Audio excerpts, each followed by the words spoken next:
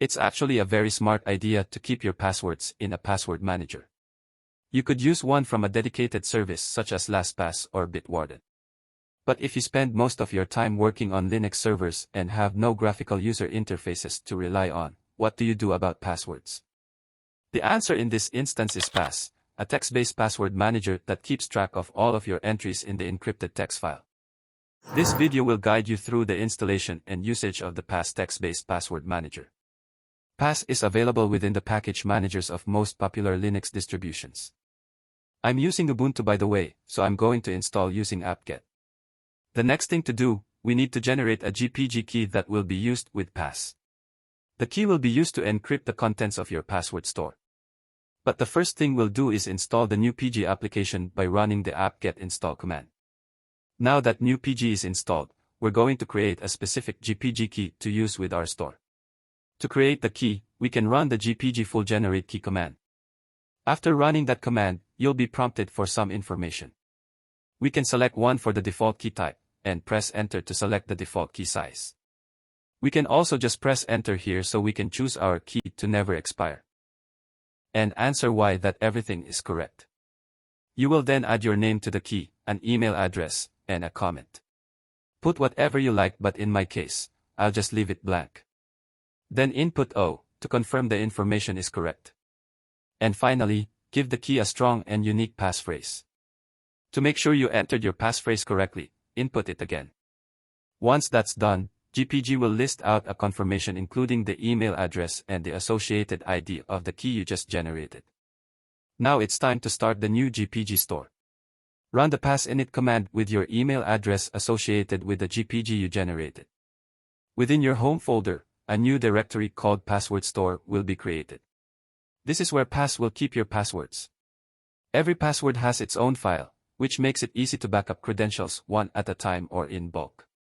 So now we have our password store ready. Let's go ahead and add a password. Let's say we want to first create a directory to house passwords for websites, and the first entry will be for GitHub. We can do this by using the pass generate command. This example will generate a random password of 12 characters and associate it with the entry GitHub in the directory websites. The generated password will be shown once you hit enter. On the other hand, if you already know the password you want to store, you can use the pass insert command.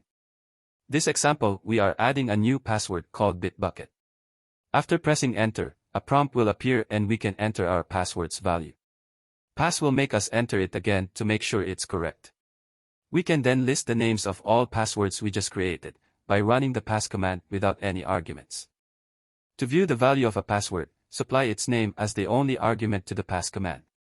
By the way, pass has also auto-completion for bash, by pressing on the tab key. Once you press enter, you have to type the passphrase before viewing the password. What if you change your password on GitHub and you want to modify the entry in your password store? You can do that by using the pass edit command. An instance of your default text editor will then be opened, and all you have to do is modify your password in it. And then save and exit once you're done. Because passwords are just plain text files, it's possible to add multiple lines of data.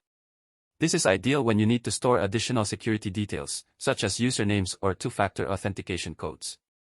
If you want to add metadata on your existing password, use the pass edit command to open a password file in your editor. Note that any interactions with passwords will display a system prompt to unlock your GPG key. Add additional lines to the file to attach any extra metadata you require. The actual password must remain on the first line, to ensure it's recognized correctly by Pass's clipboard shorthand commands. When you're done, save and exit the editor. You can verify the additional information you added by running the pass command. You can do this as well for adding a new password by adding an additional argument to the pass insert command. For example, if I'm going to add a password for my database, let's say a MySQL database, I'm going to add the argument, multiline, to the pass insert command, followed by the directory and password file. This will enable you to enter multiple lines into your terminal. Press Ctrl D when done to save the credentials into your store. After that, you can view the information using again the pass command. Pass stores encrypted files in a directory tree, which means that we can logically group more files in subdirectories to obtain a better organization, we will just have to specify it on file creation. You can also move the existing ones. Just use the MV option to move one password file to your desired directory or subdirectory. Another handy feature is the grep option. By passing the grep argument, it will search the password store for the keyword you specify. This is very useful for searching your metadata. Of course, if you have the grep option, it has to have the find option. Passing the find option will list passwords that match pass names. Before we go any further, Pass has built-in support for Git. This enables you to version control your passwords and provides a simple mechanism to keep data synchronized across machines. We can run pass git init to add Git to our password store. But first, if you haven't done so, you must set a name and email address to associate with your Git global configuration. You can do this by running the git config global command. Now that has been configured, we can run the pass git init command. This will create the Git repository and automatically create a commit with all the existing files. Now that we are using Git, let's set up a remote repo that serves as a backup for our password store. This also allows us to easily sync it to other machines. Let's add a remote to our pass repo so we can push it up and keep it safe. This is done using the same git command of git remote add origin.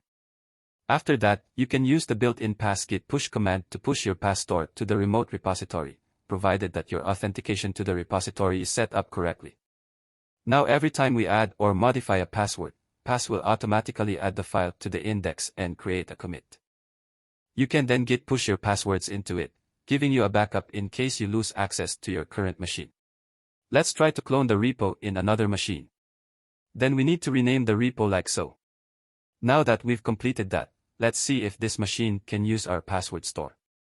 To do this, we'll use the pass command. This error is expected since this machine doesn't have the private key in order to decrypt the passwords. To fix this, let's head back to the local server and export the private key. To make sure we are exporting the correct key, we can use the GPG list keys command. Then run the GPG export secret key command, followed by the email address of the key we want to export. You'll also need to enter the private key's password as well. Then copy the key to the remote machine using scp command. With that done, we can go head back over to the remote machine and add in the private key using the GPG import command, pointing it at our private key file.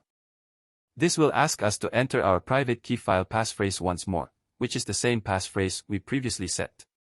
We should now be able to successfully run the pass command and view the values of our passwords.